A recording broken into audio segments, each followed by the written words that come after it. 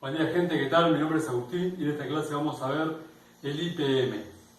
Antes de hablar sobre el IPM, vamos a ver cómo funciona un motor trifásico AC. Un motor trifásico, bueno, tiene tres fases, por eso se le llama trifásico. Estas tres fases están diseñadas para que trabajen en 120 grados desfasada una de la otra. Desfasada significa que hay vendría a ser así como distanciada una fase de la otra, ¿ok? Eso es desfasado, vendría a ser distanciado una fase de la otra. Estas tres fases, al separarlas 120 grados una de la otra, vamos a ver lo que sucede. Dejé una gráfica aquí para que podamos ver. Aquí vemos el negro vendría a ser una fase. La vamos a encontrar a estas tres fases como U, V y W. Así que veamos la primera fase.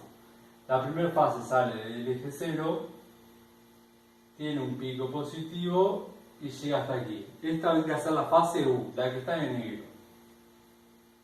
¿Verdad? Entonces, aquí yo tengo 120 grados. Vamos a colocar aquí. Así. 120 grados. Ahora, vemos que tenemos la segunda fase que viene después, desfasada de la primera, o sea, distanciada, que vendría a ser la azul, 120 grados. U, V, entonces de aquí, desde este pico hasta este, tengo 120 grados. Ese es el desfase, la distancia entre una fase y la otra. Ahora, la roja, vamos a tener la tercera fase. Esta tercera fase se le llama W. Así que aquí vamos a tener la tercera fase. Una vez más, 120 grados. Entonces vemos que al separar las fases 120 grados tomaría esta forma de onda. Ahora, si nosotros tomamos en total las tres fases, 120 grados más 120 grados más 120 grados, nos da un total de 360 grados. 360 grados es una vuelta completa. Entonces, esto vendría a ser 360 grados. Voy a colocar aquí. Entonces, al desfasar una fase de la otra, yo logro un giro completo. Esto es lo que necesita un motor trifásico para dar una vuelta entera. Para dar un giro completo se separan 120 grados. Esto fue como se diseñó el motor trifásico. Al desfasarlo 120 grados, creamos lo que se llama una diferencia de potencial, que es lo necesario para que el motor dé una vuelta completa. A pesar de que los compresores son de corriente DC, de corriente continua, el principio, la base fue pensada en esto, el motor trifásico AC, el cual en los compresores de los aparatos inverter son de corriente continua internamente, pero también tenemos tres fases, las cuales también se llaman U, V y W. Así que este vendría a ser la base del motor trifásico. Ahora, la velocidad en la cual el motor va a acelerar o disminuir viene programada desde el microcontrolador, ¿ok? Esto ya está internamente en el microcontrolador, así que vamos a dibujar un micro. El micro tiene Vamos a encontrar una marquita, un círculo que representa el pino 1, 2, 3, 4, 5, 6, independiente de cuántos pinos tenga. Y hay 3 pines que se dedican a accionar a determinar la velocidad del compresor. Estos 3 pines también se llaman V y W. Así que aquí vamos a tener un pino que se llama U, un pino V y un pino W. Vamos a verlo de la siguiente manera, ¿ok? Para que se haga simple de entender. Estas 3 señales del microcontrolador salen a través de una secuencia lógica que ya está preparada dentro del microcontrolador, ya viene programada. Esta secuencia lógica va a ser, vamos a verla de la siguiente forma. Una secuencia en 1, 2, 3, ¿ok? Como si fuera un 1, 2, 3 distanciado, separado, desfasado uno del otro. Entonces, el microcontrolador va a salir en esta secuencia, 1, 2, 3, 1, 2, 3, 1, 2, 3. De esta forma, estos 3 los podemos llamar U, V y W.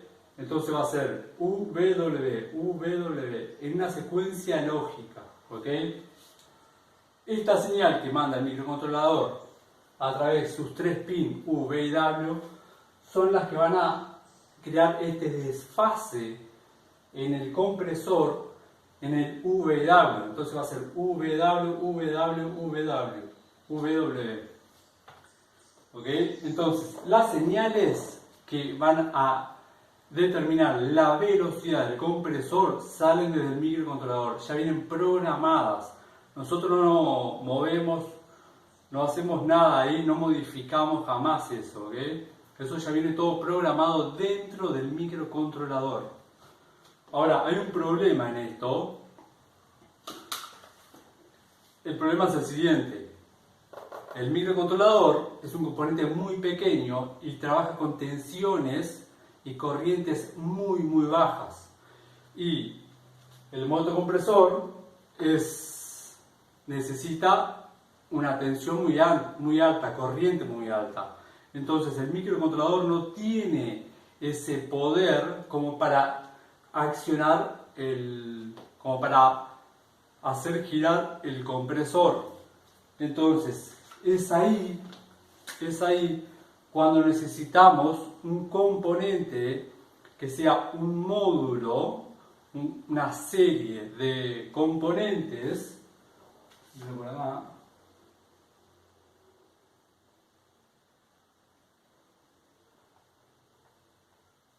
Es en este momento que necesitamos un módulo que le dé potencia a esas 3 señales que ya salen diseñadas, programadas desde el microcontrolador. Entonces necesitamos que a esas 3 señales algún módulo que le dé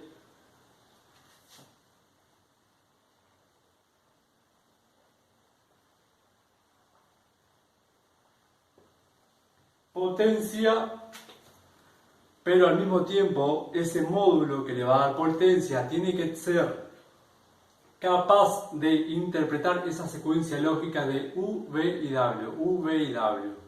Entonces este módulo se le llama que es inteligente.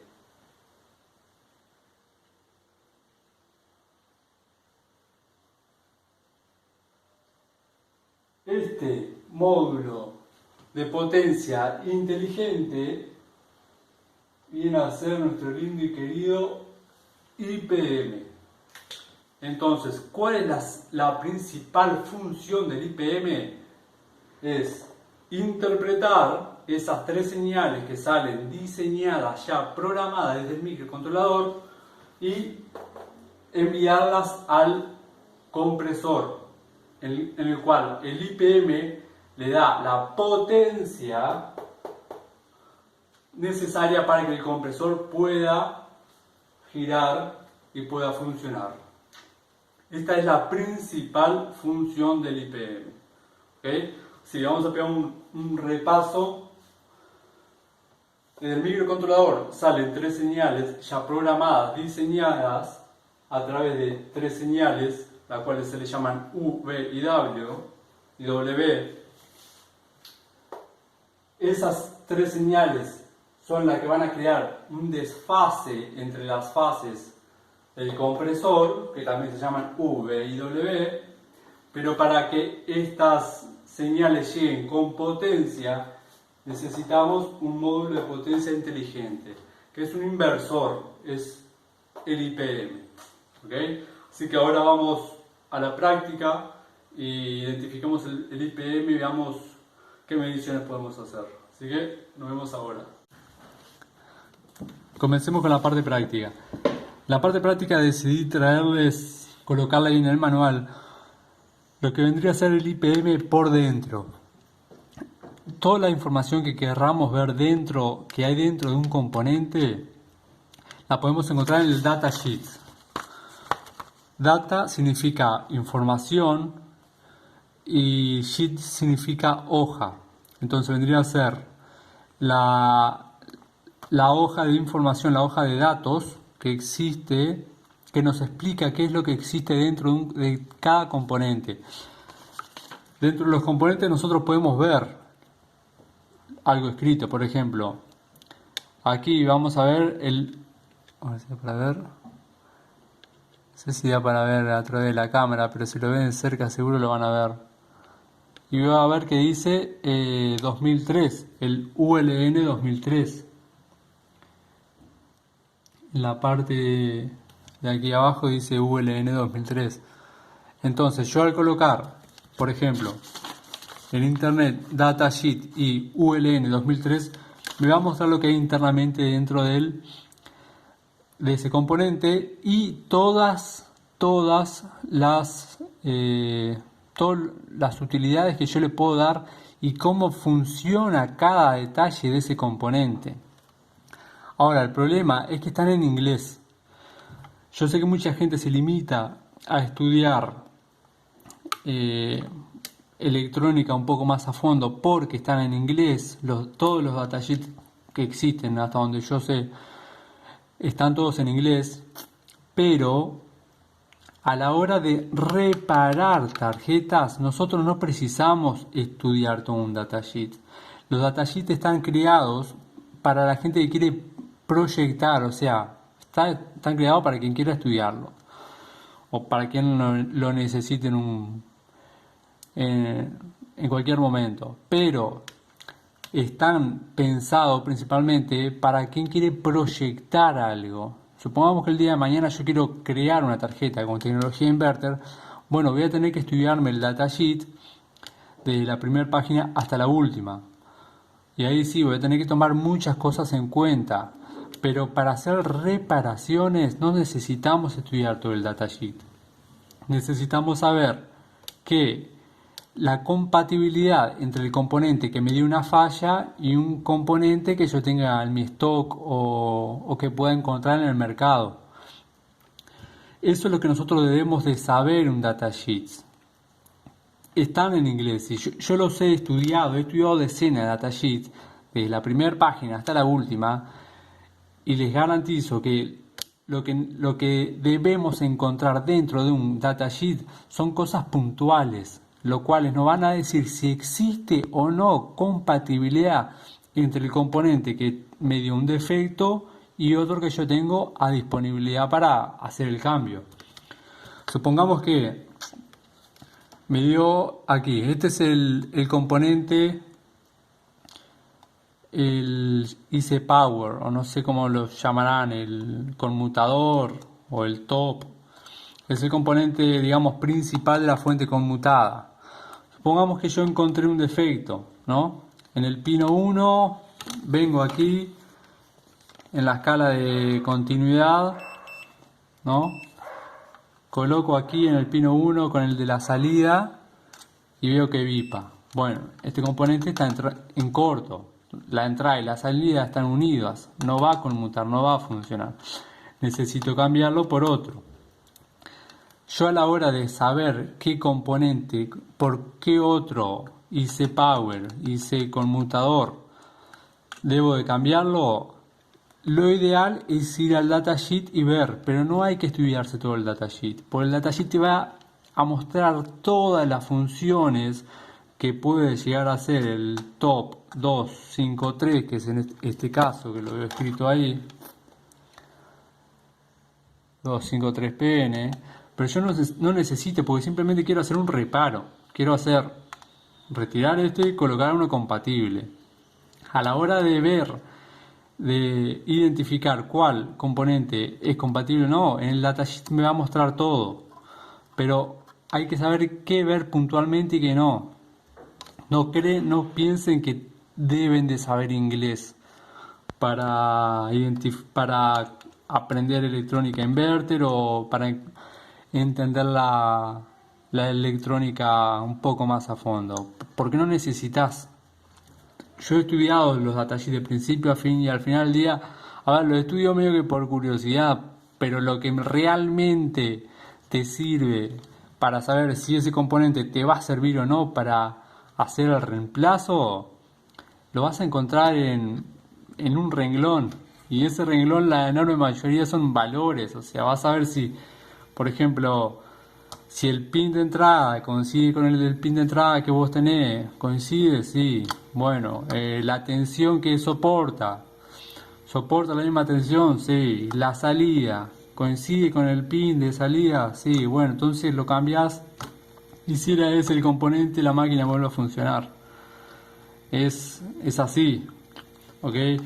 Y si alguien quiere estudiarse un datasheet a fondo y no sabe inglés, podés poner en Google Traductor y te va a traducir. O sea, tal vez te lo traduce no perfecto, pero te va a traducir gran parte de la información. ¿Ok? Así que quiero dejar ese detalle. No se necesita saber inglés. Para la gente que no sabe inglés, no se necesita. Solo se necesita saber qué compatibilidad existe entre el componente que tiene un defecto y el que tengo en mi stock o hay libre en el mercado. Eso es todo. Ahora vamos a ver el datasheet del IPM. Vamos a ver, ahí le dejé la imagen, incluso le dejé una parte subrayada en el cual vamos a poder hacer la medición de los diodos.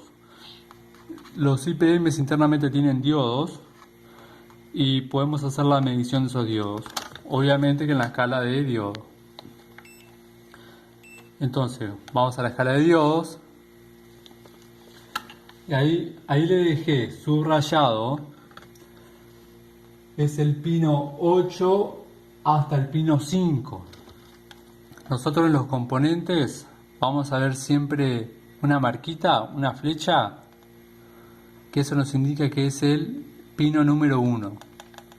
Y si no vemos la marquita, que por lo general sí está en casi todos, vamos a ver encima del componente un circulito, a ver si se da para ver ahí, como ahí.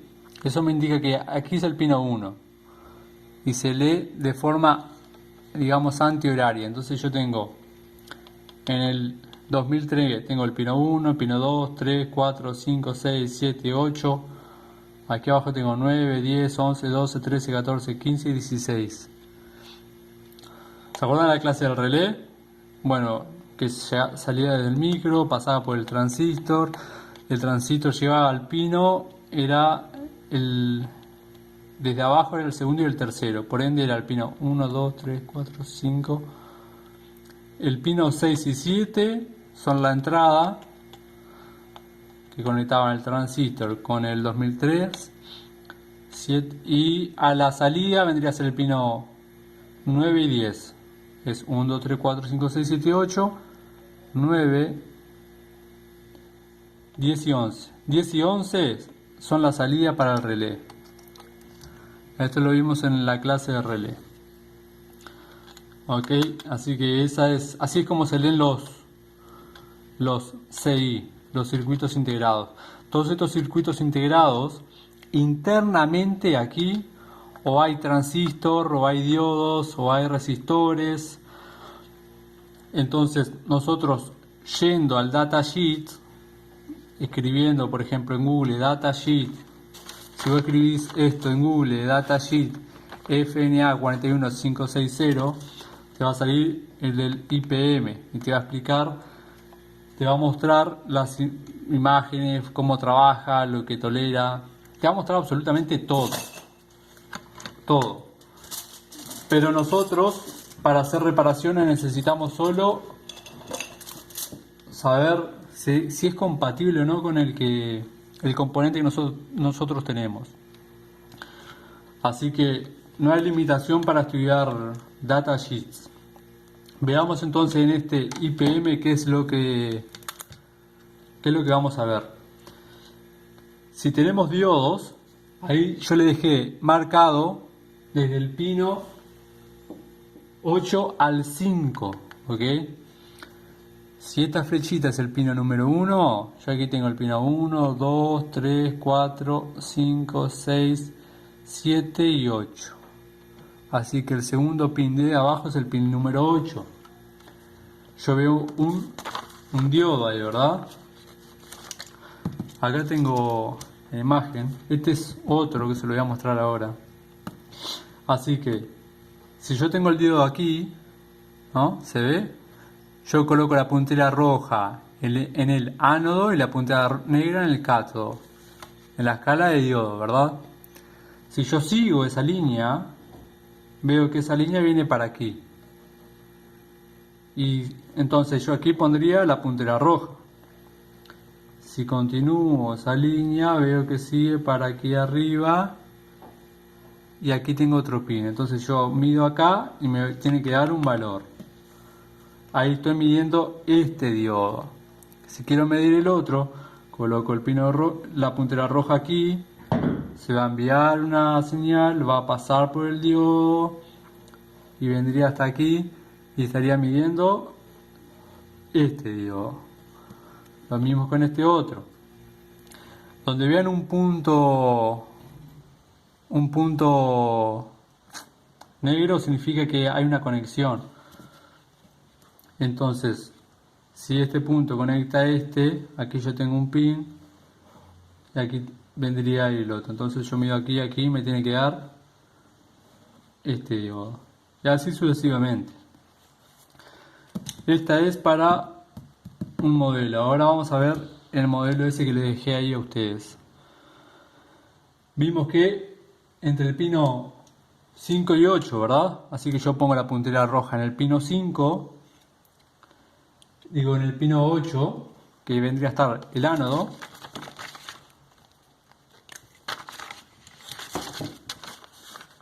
Viene así. Acá tengo el diodo. Es así, ¿verdad? Aquí tengo el 8 y aquí tengo el 5. Este vendría a ser el dibujo aislado de ese diodo.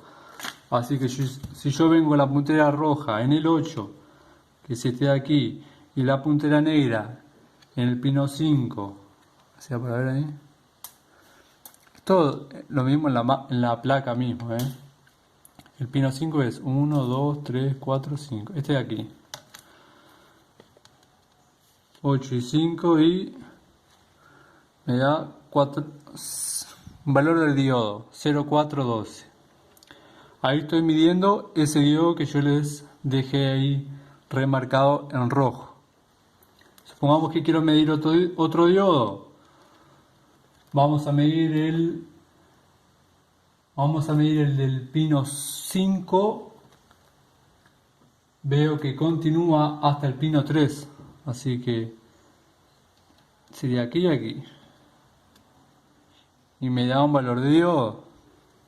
Ahí estoy midiendo otro transistor. Otro diodo, perdón. Y es así como podemos identificar los diodos del IPM.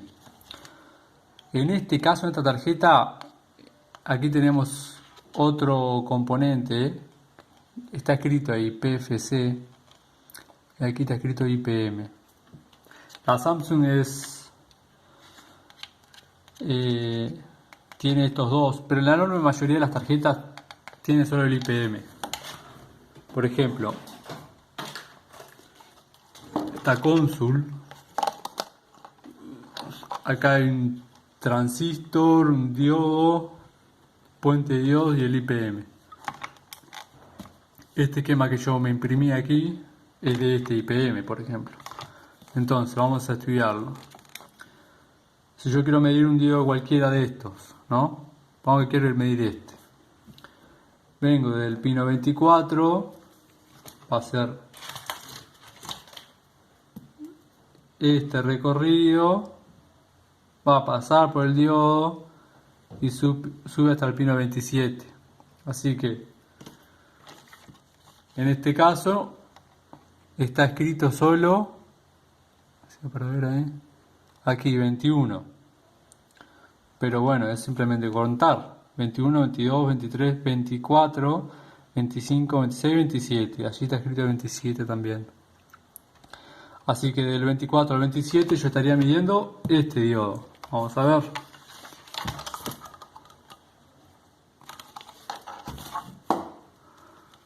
...24 a 27... y ahí tengo el valor del diodo. Jamás me puede dar esto. Si yo vengo, identifico en un datasheet y me da esto, OL, Open Line, línea abierta, es porque ese diodo internamente abrió. Y ahí debemos cambiar el datasheet, el IPM. Tampoco, jamás, me puede dar continuidad. Si yo vengo y estos me dan continuidad, estos de aquí abajo vemos que están unidos. Entonces, estos, a ver, estos sí me van a dar, pero veo que están unidos. ¿Ok? Ahora, estos que están separados, y aquí pueden encontrar muchas veces fallas aquí, no puede dar continuidad entre estos pines jamás. O el IPM está en falla. Así que este vendría a ser, de aquí salen las tres fases para el compresor. ¿A ver ahí? Incluso está escrito U, V y W. Así que tendría que ser la salida. Y la entrada la vamos a ver, se la dejé dibujada ahí. También en la entrada IN significa entrada. Entonces vemos que en el pin 18, 19 y 20 tenemos las entradas. Así que las entradas estarían por aquí. Si tenemos el pin número 1, aquí está el pino 26, 25, 24, 23, 22, 21 y aquí 20, 19 y 18. Yo sé que aquí van a venir las tres señales que vienen desde el microcontrolador, aquí en estos tres pines. Hay veces que hay un resistor en el medio, pero bueno, llega de todas formas aquí la señal del micro. Y llega hasta aquí, a esa señal se le da potencia y salen por aquí hacia el compresor, que es este, U, V y W. Así que este sería el IPM. Pueden comenzar, para quien está comenzando, puede comenzar a hacer mediciones en la escala de diodos, identificar los diodos. Siempre esta parte más, donde vemos los pines más anchos, vieron que aquí son todos finitos y aquí son más anchos. Bueno, estos más anchos es porque circula más corriente, o sea, son la de las fases del compresor. Es aquí donde va a salir esa señal que llegó, que era de corriente baja y tensión baja. Bueno, aquí va a salir potenciada. Así que aquí se necesitan pines más anchos. Ya de cara pueden ver pines más anchos y decir, bueno, aquí es donde sale la señal para el compresor. Así que bueno, les dejo esa imagen ahí. Hay más funciones de este otro lado, no voy a entrar porque la clase se va a hacer muy larga. pero tenemos el V-Fault, el del control, que el IPM se hace un propio control interno. Vemos también que hay un resistor en el pino 1 y 2. Ahí en la imagen dice termistor. Bueno, termistor es resistor. Es un NTC. Si bien con la escala de resistencia lo mido en el pino 1 y 2. Veo la flechita es el 1 y el siguiente es el 2. Y veo que es de 7 kilo ohms. Si me da abierto es porque, bueno, dio falla. Hay que cambiarlo. Y si está en corto, se hace VIP o me figura 0 ohms o 1 ohms, también está en falla. Estaría en corto. Ese termistor es el que aquí se le coloca una pasta térmica, porque esta potencia disipa mucho calor y es por eso que vemos esos disipadores grandes de calor. Que es para que, bueno, puedan disipar el calor. Se le coloca una pasta térmica que es recomendada cambiarla cada 4 meses, o puede ser que dé error de IPM debido al sobrecalentamiento, porque el mismo IPM se protege. Entonces es bueno cambiarla, esa pasta térmica, y colocar el disipador de nuevo. Siempre hay que colocar el disipador. Así que esta sería la clase del IPM. Vamos ahora a la siguiente clase, a la del micro, y veamos la relación con los códigos de errores. Así que, gente, nos vemos la próxima. Bueno, entonces vimos el IPM. Vieron que el datasheet nos puede mostrar todo y qué podemos medir y qué no. Recuerda que no se necesita saber inglés para estudiar datasheets. Datasheet nos va a mostrar todo lo que necesitamos saber y bastante más. ¿Okay? Lo que necesitamos saber para hacer un reparo y bastante más. No se necesita saber todo el resto porque, a ver, por el momento lo vamos a proyectar. Si alguien quiere proyectar una tarjeta inverter, bueno, tal vez sí va a tener que estudiar mucho más, pero para hacer un reemplazo de un componente solo se necesita saber si es compatible o no. Porque hay detalles que ver y esos detalles te van a decir si sirve o no. Muchas veces encontramos y vemos que incluso los reemplazos pueden ser incluso hasta mejores, de un mejor rendimiento del que dio la falla. Y si lo cambias, funciona e incluso tal vez funcione de una mejor forma. Así que en el datasheet podemos encontrar toda esa información. Le dejé ahí en la imagen para que puedan hacer, por ejemplo, en este caso, mediciones de los diodos que existen dentro del IPM y que no pueden ver. Si tienen alguna duda sobre algún caso puntual, puedes comentármelo.